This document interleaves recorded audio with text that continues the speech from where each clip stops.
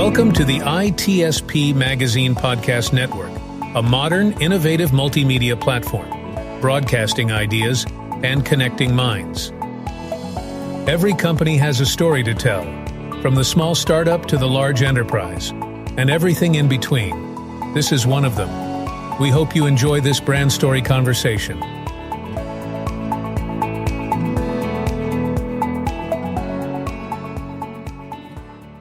Here we are, we're ready for another 7 minutes on ITSP Magazine with a new short brand story.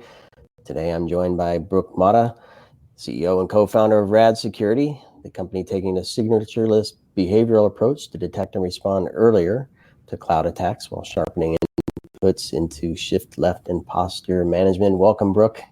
Thank you. Thank you for having me. I want to start off by congratulating you on RAD Security being selected as a finalist in the Black Hat Startup Spotlight competition. I think you're recognized for your work there in having the signatureless behavioral approach. And if I'm not mistaken, you're one of the only organizations that also was recognized at RSA conference for your innovations in the sandbox there. Yeah, great observation. That's true. We are the only company to have been selected for both. So we're really excited about the opportunity to showcase what we're doing at Black Hat this year. So thank you for recognizing. Yeah, absolutely. And last time we spoke, we looked at kind of how cloud native development is kind of the biggest threat facing security teams today. And today I want to kind of switch the conversation to look at a deeper dive into what the signature-based and move from signature-based to behavior-based detection really means in the world of cloud workflow protection platforms. Yeah, so as we talked about in our last chat, the world has moved to cloud native, and with that comes a new opportunity for people with malicious intent to attack some new targets. And so what RAD has done, and much differently than our competition or even CWPP vendors out there, is we've decided to take an approach that doesn't rely on signatures or CVEs in order to catch cloud native attacks early in the development pipeline. Instead, we are fingerprinting your workloads to understand threats much earlier in the development lifecycle. And we do that by detecting drift from what we've observed as known good behavior in your environment. Anything that drifts from that, we then flag as suspicious. And so it's a much different approach than what legacy container security solutions are doing today. And when you say drift, and you can share as little or as much as you want here, what are some of the challenges that teams have? I mean, because drift is common, right? Yeah, so what we're doing is, instead of depending on signatures and CVEs, we're providing teams with a way to detect 0 days. And so you saw in recent history, there was a vulnerability called the XZ backdoor. And threats, more and more threats like that are emerging. In fact, 90% of organizations in 2023 experienced a breach in their container or Kubernetes environment.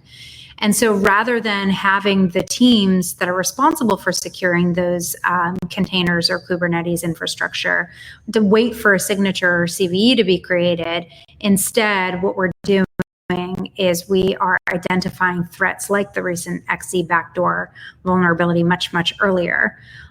We also can identify things like human and non-human identities that are inside your cluster.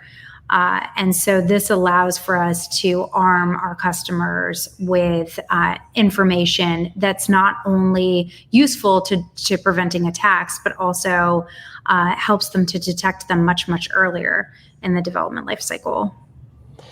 So much cool stuff here. I have a gazillion questions, but let's go with this one. The supply chain stuff comes in through third-party services and APIs and things like that.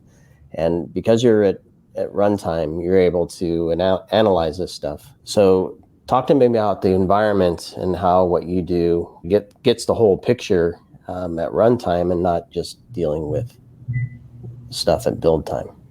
That's right. Yeah.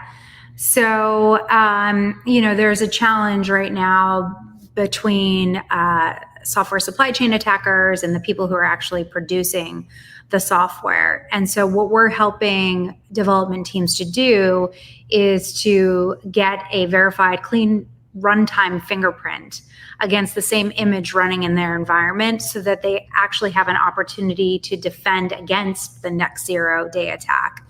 And so we have a whole library of fingerprints for our customers in order to make sure that they're fully protected.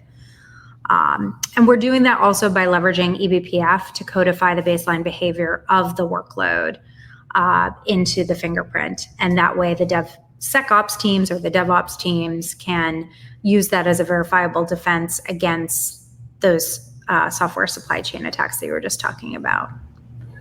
In the last moments we have here, talk to me about response. Having the knowledge and the context, right?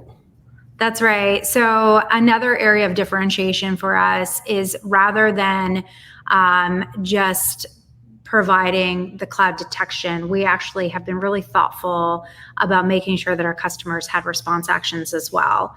And so most companies that say they do CDR actually really mean that they're doing CD.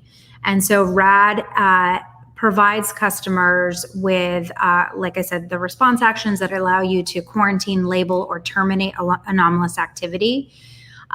We're also leveraging LLMs in order to classify detections and help SOC teams to understand how to remediate much, much faster.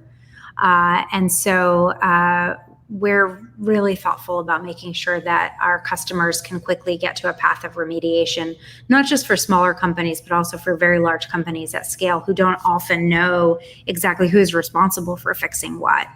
And so we've built a lot in our platform and leveraged some really nice integration partnerships in order to make sure that we can help response at scale.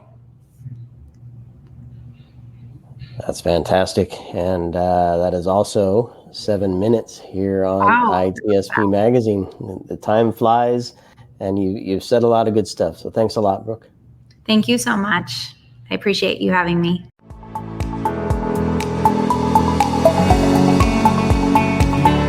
We hope you enjoyed this episode and that you will come back for more brand stories on ITSP Magazine. If you want to share your company's brand story, go to itspmagazine.com and explore our advertising options to learn more. Remember to share this podcast with your friends, family, and colleagues, and stay tuned for more brand stories as we continue our journey toward redefining cybersecurity, technology, and society.